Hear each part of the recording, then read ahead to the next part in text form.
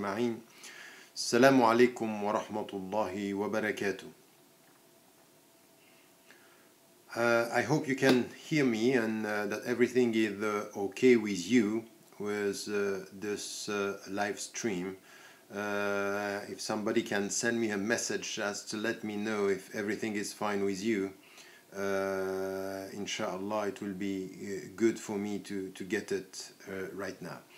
The topic today is the freedom of people and liberation theology. And I want to talk about this after the first topics that I have been discussing with you over the last few lectures. We talked about freedoms and liberations, and we talked about spiritual freedom, intellectual freedom, freedom of expression, and now we come to something which is the intellectual side of the whole process, now the social side of the whole process and the political side when it comes to liberation theology and this understanding of what we are talking about when it comes to this understanding as Muslims. So let me, as a beginning, as an introduction, to start with three main things that I want to make clear from the very beginning. The first is now our discussion is about the three steps, or now the fifth step that we are talking about when it comes to freedom. And now we are going to talk about the whole process when it comes to society and when it comes to community. The second point that I wanted to make is an important one when it comes to theology, because in the book Western Muslims and the Future of Islam, I'm challenging this question by saying, in fact, if we come to the very essence of Islam, there is not real theology, theos, logos, the discourse about God is not very much something that we have.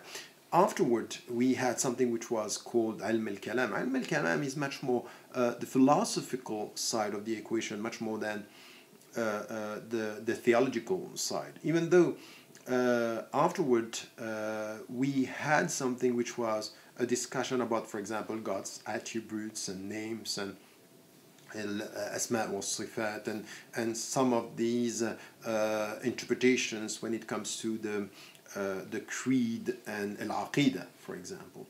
But in fact, theology in the way you have it in the Christian tradition, in a very circumscribed understanding, this is something which is not very much something that we find in the Islamic tradition.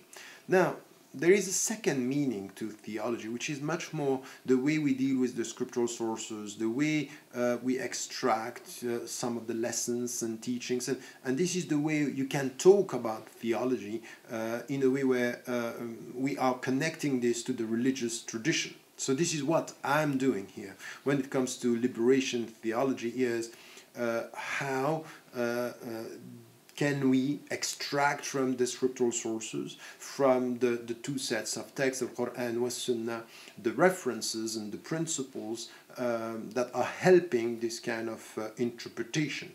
So this is where I think it's an important clarification when it comes to theology. I'm not talking about something which is the very old classical mainstream theological tradition that we find in Christianity, which is not exactly the same in Islam. But what I'm referring to here is this perception, understanding of all interpretation of the scriptural sources when it comes to liberation process, collective liberation process, social liberation process, political and economic social process, liberation process. Now, having said that, let me come to the third point of the introduction. And the third point of the introduction here, it's much more about the understanding of liberation theology. In fact, what we have with the liberation theology is something that we find in the Christian tradition. In fact, in the 60s and the 70s, what we had is in Latin America, priests and theologians who came with a new interpretation. They wanted to challenge the official institutionalized reading of the scriptural sources, the Roman Catholic institution, church, by saying we need to reassess, to reconsider the very essence of the scriptural sources and to read them through the eyes of the poor, the oppressed, the people who are facing the oppression on earth. Why? Because there was an institutional interpretation saying, you know what, you are the last here and you will be the first in the hereafter, and that you have to accept your situation. And you had people saying no, and priests and theologians saying no, in fact we need and we find in the scriptural sources a very a message that is advocating justice, freedom and dignity for human beings. So we have to read this through these eyes and try to interpret that. And this is something which was in the 60s and the 70s very powerful, and you had very important name. Gutierrez is one of the big names in the process. Donald Del Camara, that I met in Brazil, who was talking about this whole serving the poor, in fact to reconcile ourselves is the very meaning of the Bible and the Gospels and what was the very essence of the message. And Leonard Dubois and others were very much involved in the process.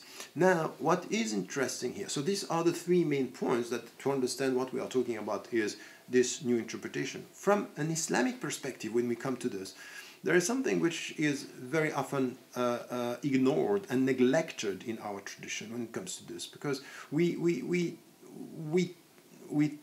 take this from the West and we take this from Latin America, and the West was very surprised with celebrating in fact this openness, this reformist approach, this progressive way of reading the scriptural source.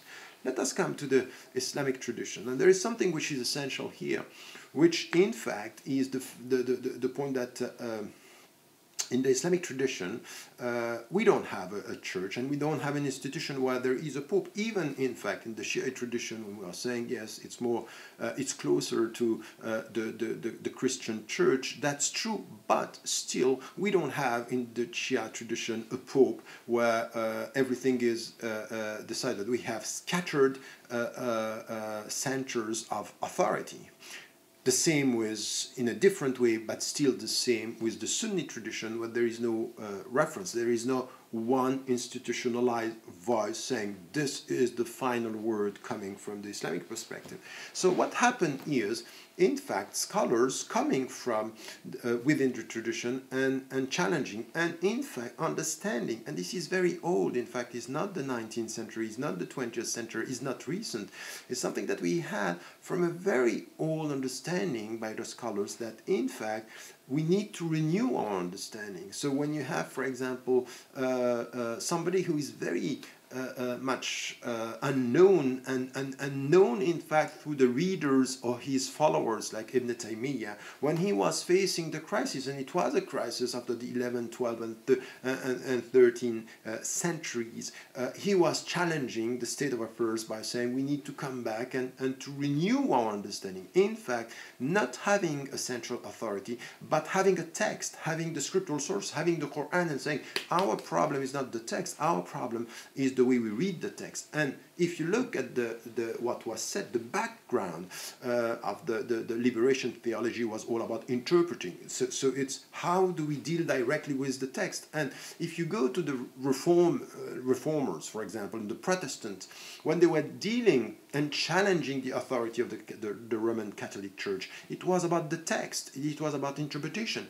And this is something which is essential, is that we will never get a liberation theology or a liberation process if we don't come to the central question, which has to do with, in fact, the text itself and our interpretation of the Quran and the prophetic tradition. Now, having said that, and coming to that point, we find that Ibn Taymiyyah was challenging, and even Abu Hamid al-Ghazali, 12th century, Ihya Ulumuddin is this revivification, this renewal, this reform in our understanding of the text. How do we deal with the text, and how we have to challenge the mainstream accepted interpretation. And the central term here is, in fact, of course, al-ijtihad, which is this individual but also collective rational reading of the text in the light of the principles that we acknowledge in the text and the new challenges coming from the context. So when the text is silent and when the text is open for new interpretation.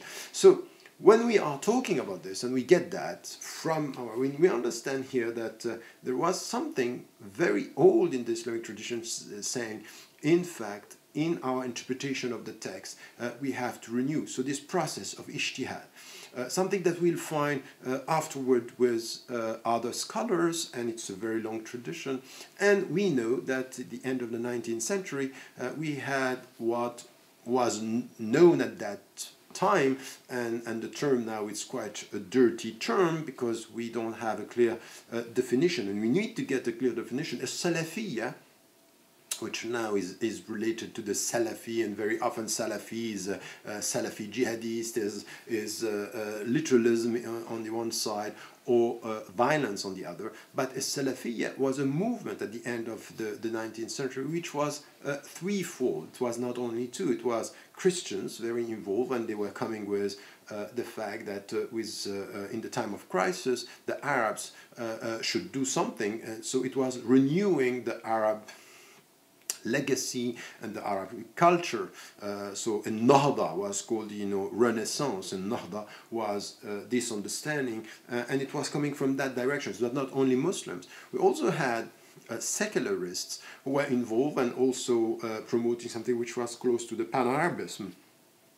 And celebrating the Arab culture, but it has to do with Nahda. But it has also a third dimension, which was reviving, in fact, the Islamic reference. And this is where we find Jamal al-Din al-Afghani and Muhammad Abdu saying, in fact, to renew our understanding of our religion in order to liberate ourselves from the colonizers, but also from our own failures, our own setbacks, our own weaknesses. So this is something that happened also as to the interpretation of the text, as to calling for ijtihad, calling for critical reasoning when it comes to the text, acknowledging that there are things in the text that are clear-cut, but also things that need to be reassessed in the light of the new challenges of our time, scientific, intellectual, political, social, economic challenges that we have to deal with. Now, when we come to this and we understand this movement here, we also understand that at the end of the 19th century, there was this movement, and in fact, the first trends of even political Islam, what we call now Islamism, and this is also another term that we need to define because we are putting everybody in the same box, is also a trend which was coming back to the source in order to liberate the countries from political, economic, and cultural colonizations. And this was also the beginning of the whole process, was really based on this, and based on this understanding that something had to do with this understanding and this liberation process. So this is where what was important here, let me just check this once here. Okay, so it works. Very good. So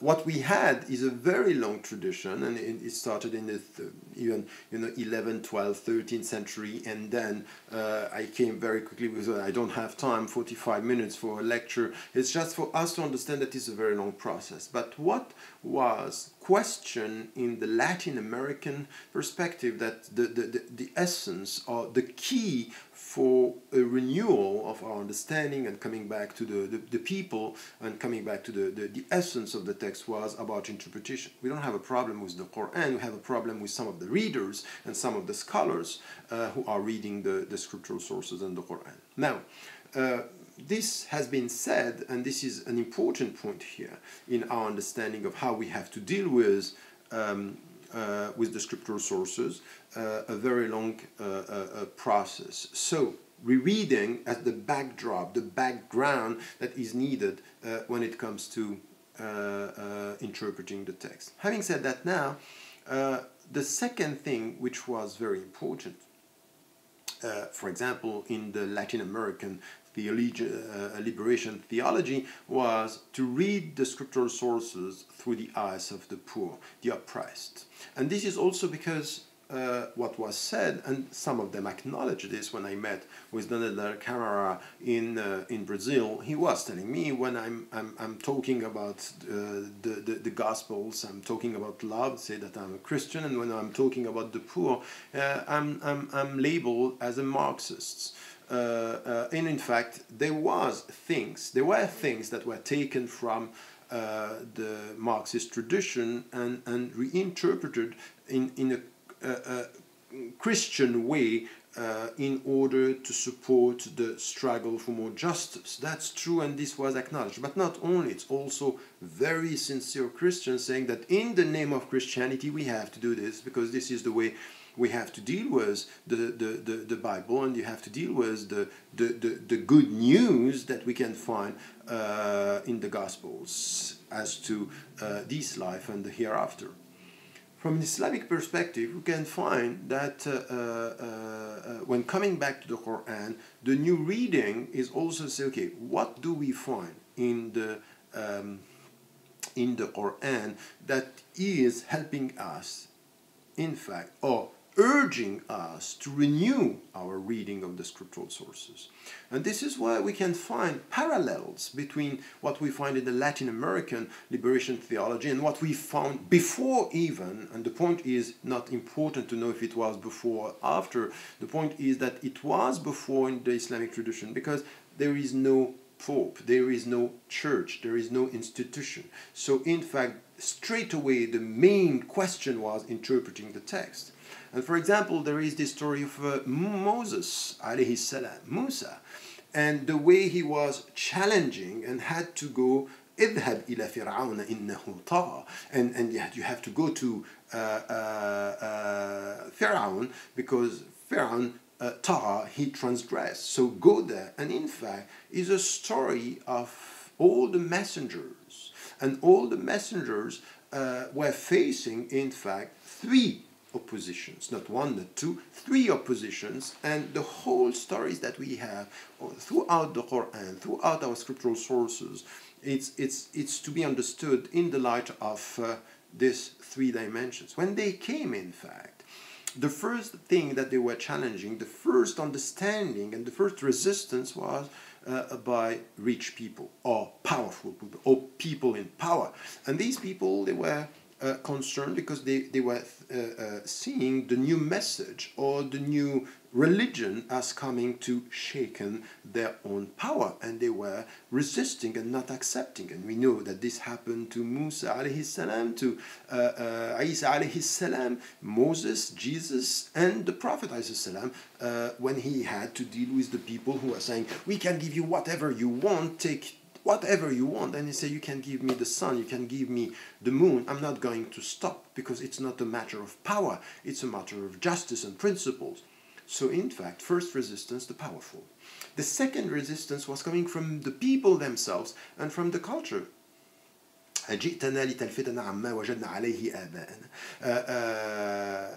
Are you coming? And this was said to Harun wa Musa alayhi salam, when say, are you coming to change or to remove or to propose a revolution, a change in what we find our fathers and mothers following? In fact, there is something here that we are witnessing everywhere. This is why the people are scared of immigrations or migrations. And in my country, I'm a Swiss citizen. If you listen and hear what happened recently in the elections, it's just we should protect ourselves from any kind of migrations.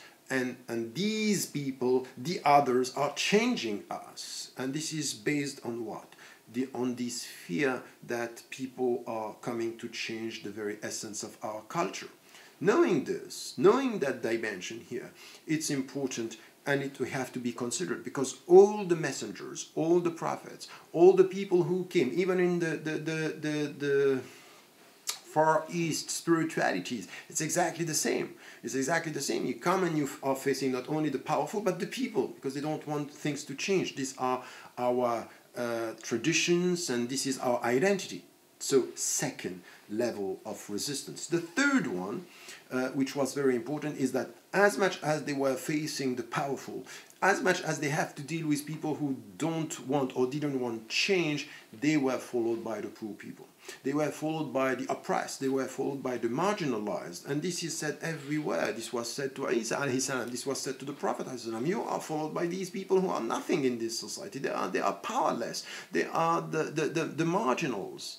And yet these people are going to come on board with sincerity, accept the principles, understand the objectives, and being involved in the liberation process, which means their own personal, individual liberation, and then social liberation, and then political and international liberation. And this is the story of Musa alayhi salam, Moses, and he say, "Izhab ila Fir'aun innahu tagha." Go there because he has transgressed. He was saying what? He was saying, "Ana rabbukumul a'la." I am God, your Lord, the most highest God that you can get. And this is where Musa, with his people, he went and he left with his people to free the people from the oppressor and the dictator. This interpretation of the text, if you can take this, means that in fact the very essence of this message is to be on the side of the poor, on the side of the oppressed, and resisting the oppressors, resisting the dictators. It's a liberation process. And the liberation process here, it has to do with what? With three main dimensions that we have to come to from an Islamic perspective. Because we can talk about, liberation theology and understand here that, once again, theology in the way I define this, in the broad sense, it's how do we deal with the scriptural sources and how do you understand that? The first thing that we find here, which is going to be very important, is the liberation process. The first one is the individual. And the individual, it's what we find in the Quran. When it is said, for example, everything which has to do with first is read. اقرأ باسم ربك الذي خلق. Read in the name of your Lord who has created. The first dimension of this liberation is education. Education is the way you are going to free your mind. You are going to get a sense of your consciousness, your intellect, is just to be able to understand and to express, to get the knowledge and to express. And this is why we have أعوذ بالله من الشيطان الرجيم بسم الله الرحمن الرحيم الرحمن علم القرآن خلق الإنسان علمه البيان. Is that the most merciful, he revealed, he taught the Quran, he created human beings, and then he taught the human beings how to express themselves or to explain what they got. In fact, they were able to get it with their mind and to express it with their mouth, with their way of expressing themselves, mind and expression. This means that the liberation process has to do with this individual. Liberation theology is that these revelations are coming here to remind you that you need to be involved in things that are helping the people to be liberated. And the first alienation, the first oppression is ignorance. It's ignorance. Your minds have rights on yourselves, and this is what you have to do. So this liberation theology is not only about social rights. It's about individual duty and individual dignity. وَلَقَدْ كَرَّمْنَا بَنِي آدَمَ. Meaning here that whoever you are, the first dimension here is this individual understanding of this dignity. What is your dignity about? Your dignity is about this knowledge. And also the second thing is freedom. And to get this freedom is also, now we are going to start to come to the second step, to the second dimension of what this freedom is going to be, because it has to do with interpersonal relationships, and this is why we have to come to this. Having said that, and understanding the very essence of this dimension here, this is the first, this is the individual. It means this capacity, this necessity to be connected to your self through knowledge, understanding this, and this is the first liberation. To educate is to liberate. As we said in the previous lectures, and I think that we have to repeat this in the whole process, because you will find something which is important. All the people in Latin America, when they were talking about liberation theology, they were always talking about freedom and education. Education is the starting point. You can't get liberated because, as we said, freedom starts with knowledge, and knowledge is the first steps towards freedom. Now, there is now a second thing which is important, and the second thing which is important is this interrelationship, interpersonal relationship, and we are talking here about society. We are talking here about the community and the society. And when it comes to this, what is also critical here is on what this is based. And we are talking here about the liberation process, giving you freedom in order to get some freedom, or the necessary freedom that you need, or which is right for you. Means that upstream, up to the line, you need to get some rights, or at least respected. And the first, of course, with this education is the right to eat, the right to drink, the right for a home, and the right for a job. So the liberation theology for us, the way we reread the scriptural sources is very much about we need to give everybody, women and men, the rights and to respect their rights, and to give them what is necessary for them to get this dignity, and the second thing is, in fact, to be able to get this collective rights that are helping them, every one of them, to get the knowledge that is the very essence of liberation.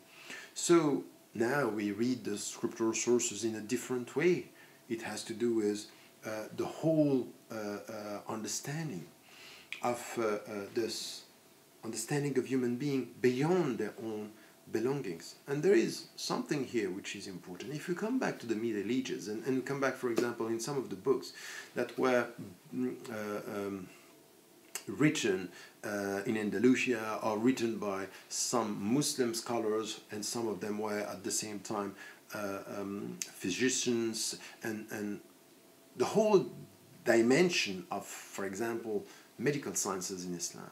If you have somebody who is sick, who is not feeling good, who needs medication, from an Islamic perspective, what is essential is that first, you don't ask him or her, are you a Muslim or are you not? No. Your essence as a human being is beyond your religious belonging. So I'm going to serve you in the name of your human dignity. Remember the Prophet ﷺ and the procession coming, and he stood up and it was a Jew, and they say, no, it's a Jew, it's not a Muslim. Say, is he not a human soul? Is he not a human being? Is he not somebody that we have to respect for who he is as a creation of God?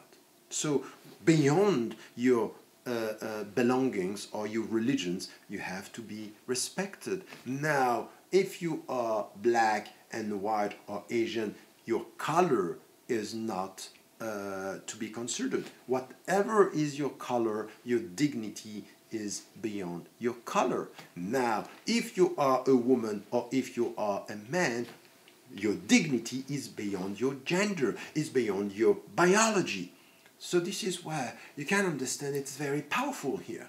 This is a very the very beginning of the liberation, the intellectual liberation of any type of racisms, any type of stigmatizations and hierarchy among human beings. The oneness of God, La ilaha illallah, means the oneness of humanity and the oneness of this human dignity.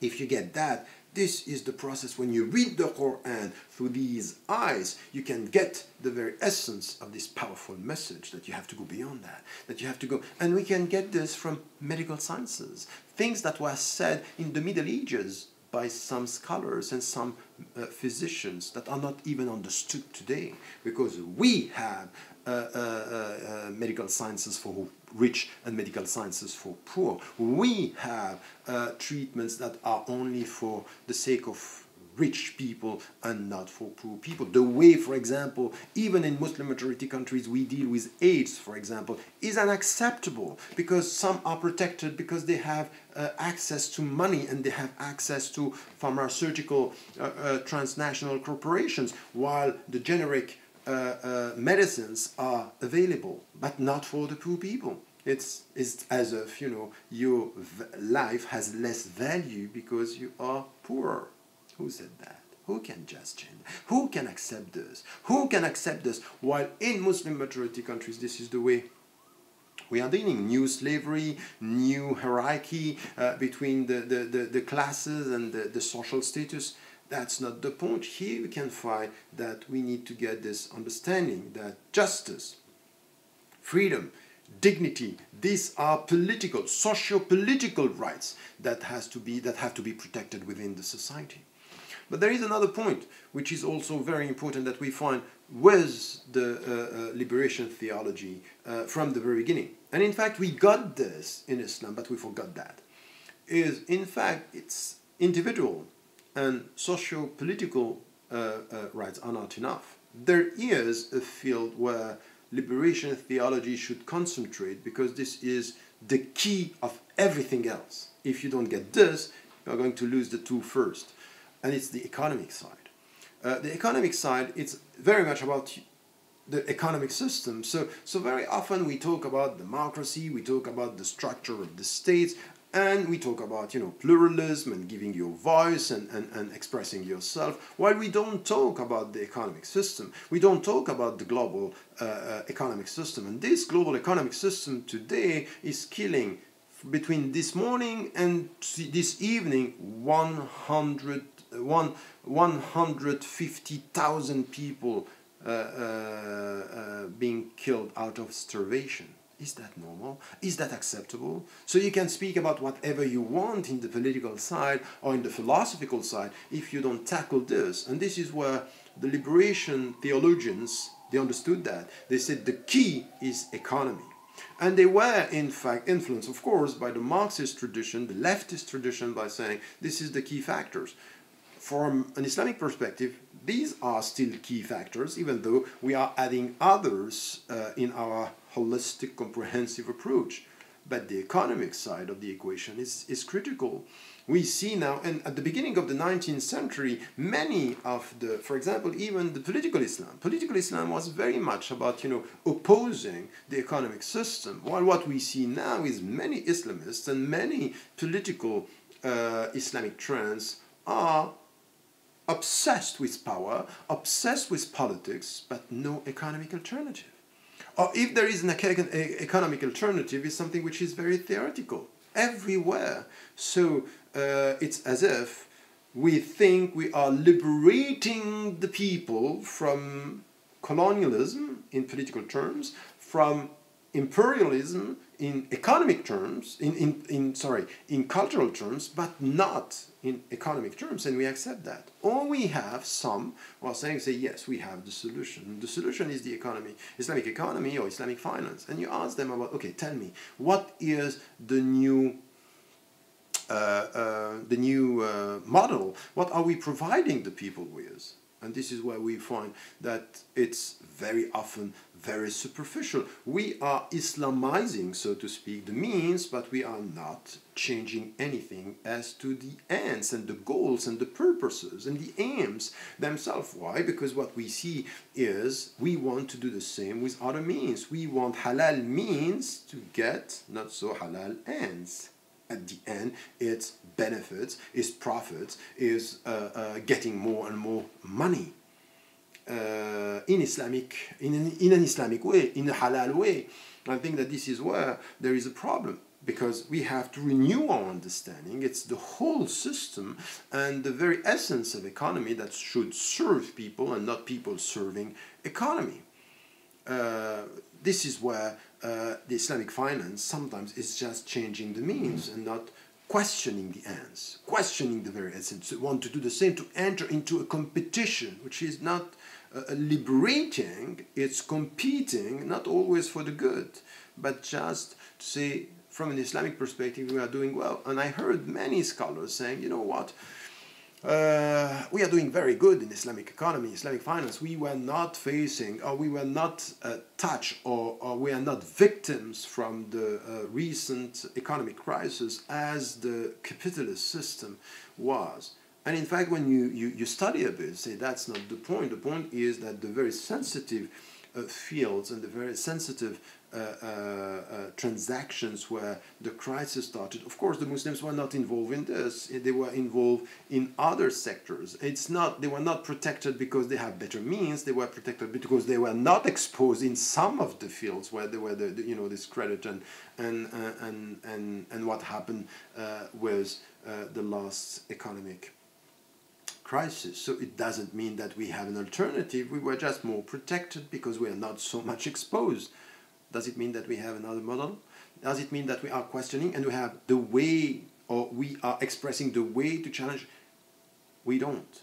While if you come back to the Prophet ﷺ, when he arrived in Medina and he did something which was the first step, which was, if we want to liberate the people, and especially the Ansar helping al-Muhajirun coming to Medina, he said al-Mu'akha, which is the brotherhood, the brother and sister link between the people who are coming and the people and sharing, which was one of the elements here of liberating the people or promoting more justice. But what he did is straight away to challenge the rules of the Medinian market. The market in Medina was challenged by, dealing with speculation, dealing with the kind of interest that was set at that point. So the Prophet ﷺ changed that, understanding that you are not going to get equality and freedom and dignity if you are not liberating the people from the economic oppression. Economic oppression is very vicious because it's not structural, it's not visible as to dealing with power, but it's a power behind power. It's the true power, in fact. This is where it works. And liberation theologians in Latin America, they were saying this, is that reading the scriptural sources through the eyes of the poor is reading them also through the economic system and getting an ideology. Now, from an Islamic perspective, we can't avoid that. And what we see now is that all the Muslim majority countries, and among them the more rich countries, the Gulf states, are all involved in the system. So we can talk about very interesting, remove or neglect or reject democracy, or even not acknowledging the very essence of the individual liberation process. But at the end, if you are within the system and you don't challenge the system, you don't question the ends, you don't come with a new vision, what are we going to do? So there is a need here for a liberation theology. How do you read the scriptural sources in the light of what Moses alayhi salam was to the tyrants? It was liberating the people, but also understanding that the poor have rights, and it's not charity, it's about their own dignity, and then understanding that economy should serve the people and not the other way around. So this is the whole understanding, the comprehensive understanding here, which has to do with the three dimension, the individual dimension, the socio-political dimension and how do you free the people, and this is where the process where it comes to plurality, diversity, and acknowledging this, and then the economic dimension. But we can't disconnect, and what we see now is that the people who were resisting, at the beginning, the end of the 19th century, beginning of the 20th century, and what is happening now, we can see that there is something which is wrong in the whole process. There is a fragmented way of dealing, and we see Muslims now being unable to contribute to this understanding. So, as I said in the beginning, we need to get this understanding of this. What are we talking about when we talk about liberation, and in which way we have to deal with that? And then, from another perspective, is having said that, say, okay, how do we articulate the three dimensions between the individual, the socio-economic, the socio-political dimension, and the way we have to deal with this understanding?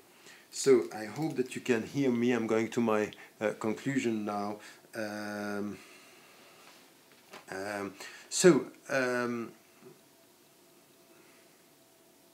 Yes, let me say a few words about this. This is what we should get from a liberation theology, is we have to acknowledge the fact, and this is something which is not new. Once again, it was much before even what happened in Latin America, is the way we have to reread our scriptural sources, because we don't have an institution that is in fact monopolizing the interpretation. So we have to come to this. Having said that, to promote ijtihad, and in the way to position ourselves not as something which is obsessed with power, but to think about a culture of counterpower. And this is what I call an ethical counterpower. The Islamists, and very often the political Islam now, are very often people who yesterday might have something which was an alternative concern as to economy. And today, very often, they are accepting the neoliberal system. They are dealing with the IMF, they are dealing with the World Bank, they are dealing with the international or transnational corporations, and saying, we have no choice. This is darura. This is an imperative. We can't do anything, but not providing with an alternative. And this is where the problem lies. This was the beginning of the 19th century. The 20th century was completely different. Well, we have forgot that, or we have lost that.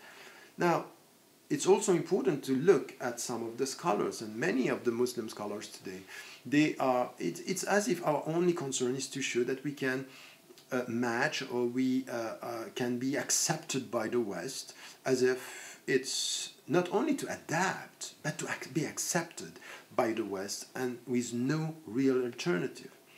And this is where, or there is a third thing which is also important, is to be obsessed with power and to show that we can do with political power. So what is coming from Islamists or Islamist parties is problematic as to what is the goal. What are your purposes? What do you want to achieve?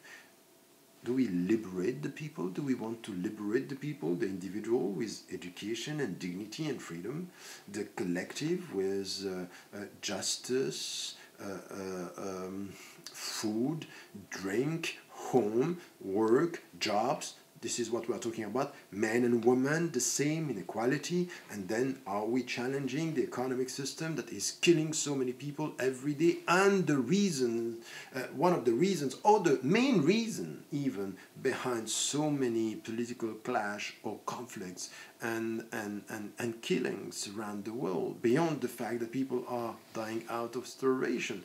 What is this? What is the proposal? And we have three problems. The first one is the lack of involvement of Muslims, average Muslims, men and women, challenging the narrative, challenging this paradigm, challenging the way we deal with the scriptural sources, and ending up saying, oh, the scholars are not doing the job. They are not. They are not providing us with new solutions. So we have this problem, and you should get it. There is something in the liberation theology saying that at the end it's also coming from the people. It's not the leadership. It's not, you know, the leaders or the scholars are not going to do the job. This is pushed by the people, that the scholars are going to change. Because we have a second problem, and this is the one that we have with the scholars, is there is a lack of creativity, the lack of courage even. As I'm repeating very often, is we want to show to the West that we are good at adapting, at dealing with contemporary dynamics or systems or orders. But what is our contribution? What new is coming from us? What is our input, our contribution?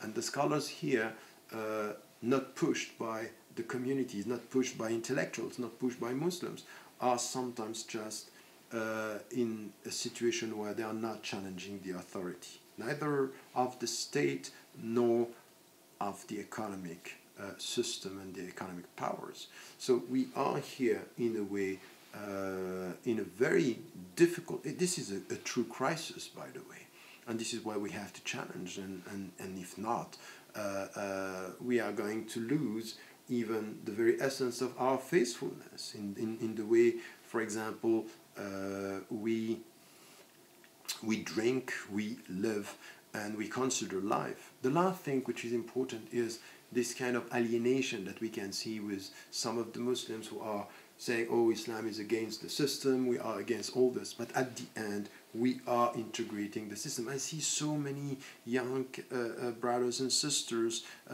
who can be living in, you know, suburbs in the West, or even in the States, or in Muslim majority countries, and in fact they are reproducing the means of their own alienation. They buy what is sold by what is the very essence of their own alienation. And they claim to be against, but they live within. They claim to be against, but they live within. And it's the same for all of us, all the Muslims. We are all experiencing that. So we might have to come with new interpretation, calling for more ijtihad, deeper ijtihad, but not only with the scriptural sources, is this halal, it's the whole mindset. It's the way we look at the world. It's really a concept of life, and a concept of death, a concept of human beings, a concept of society, a concept of an economic order. This is what we need to get, and to stop trying to get the same results, trying to get the same profits with other means. The point is not to Islamize the means, is to question the ends. That's it. That's the very meaning of a liberation theology from an Islamic background, from an Islamic viewpoint, with an Islamic essence, and helping, hoping, and calling the Muslims to be involved in this process, inshallah. Wassalamu alaikum wa rahmatullahi wa barakatuh. I will see if I can respond to some of your questions right now. Hopefully there should be some of them. Let me just see this right now.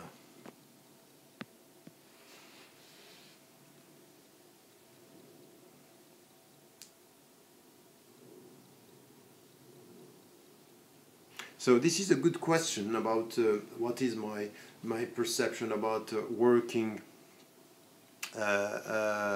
with external, about the work between external and internal structures, decolonizing egos to start to work in that structure. I think that in our work, and I forgot to say this, we are not alone in this process, and we have lots of people who are coming from Christian tradition, Jewish tradition, Buddhists, Hindus, and even atheists and agnostics. We are not sharing all the values. We are not sharing all the purposes. We are very, very rooted in the concept of Tawheed, the oneness of God, La ilaha illallah. But we are sharing lots of principles and lots of goals that we need to come together. And there are lots of people who are doing very good things. And they are very creative, by the way. They are challenging the system much more than Muslims are. Very often the Muslims think that they are very protective. A way of dealing with the surrounding world is helping them to be more contributing. In fact, it's not true. We are not really contributing. What is new in the way we deal with some of the current issues or contemporary challenges is just showing that we are far from providing a world with something which is new here. So let me see this here.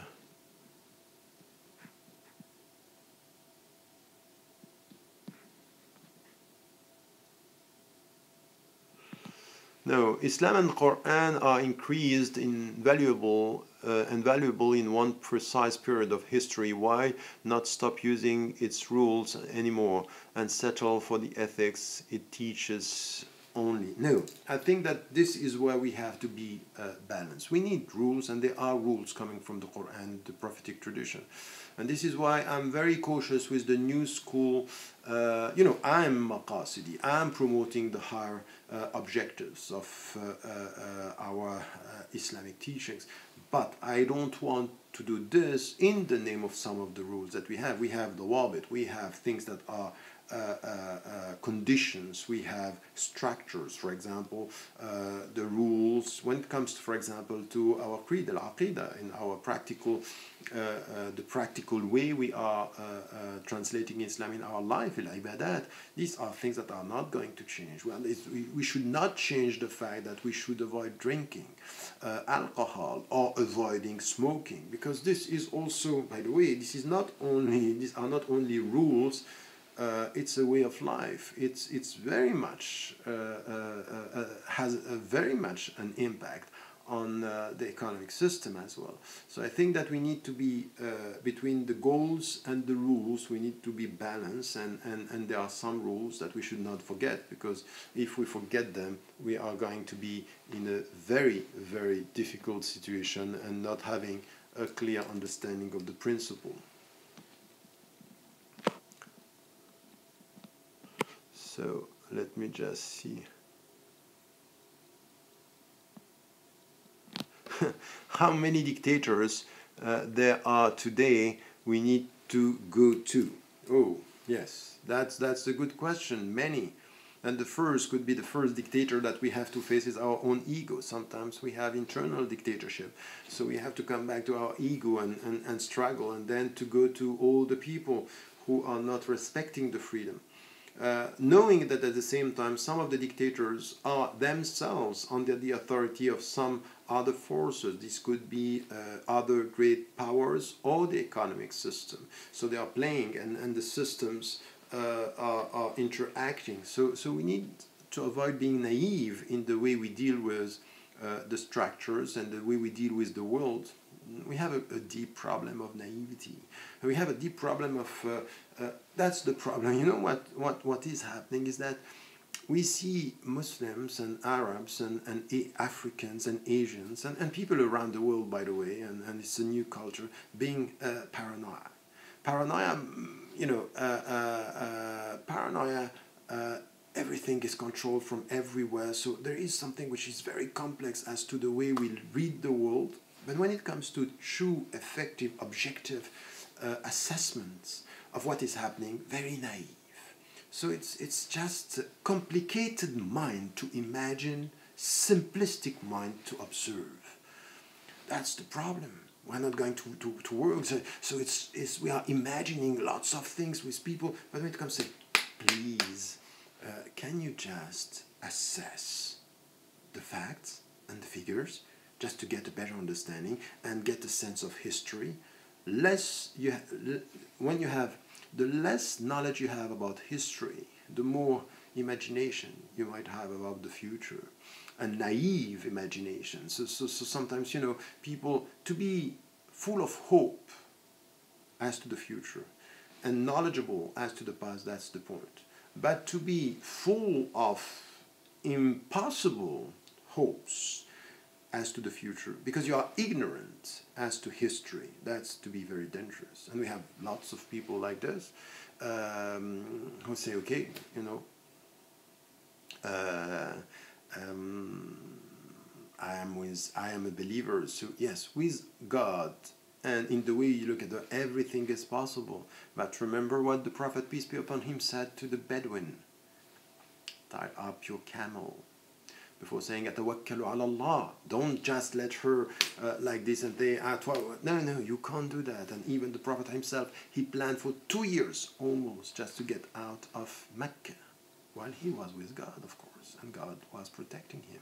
And with all these 2 years, at the end he's in the cave, and what is protecting him is the web that is protecting him.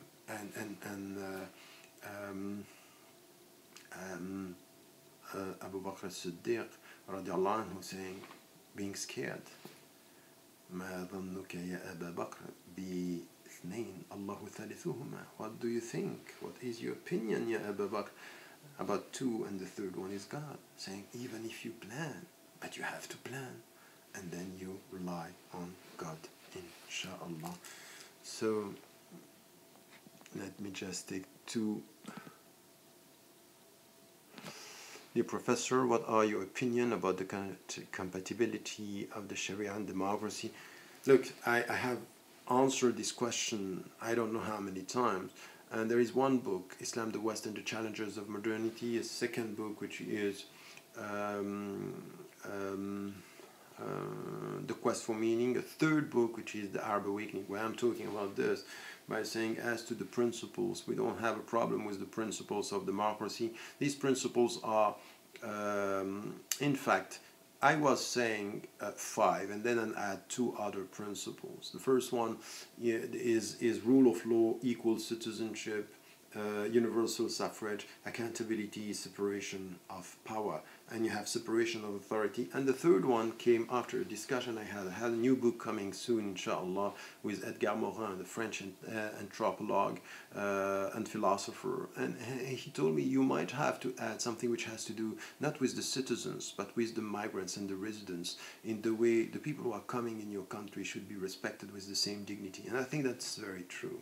We should not only speak about democracy in the way we are treating ourselves, but also the way we are treating the people who are with us, with maybe not with the same status, but with the same dignity. And this is the seventh principle that I would add to that, inshallah. So let me now come to the last one. Thank you for you telling me that everything is okay.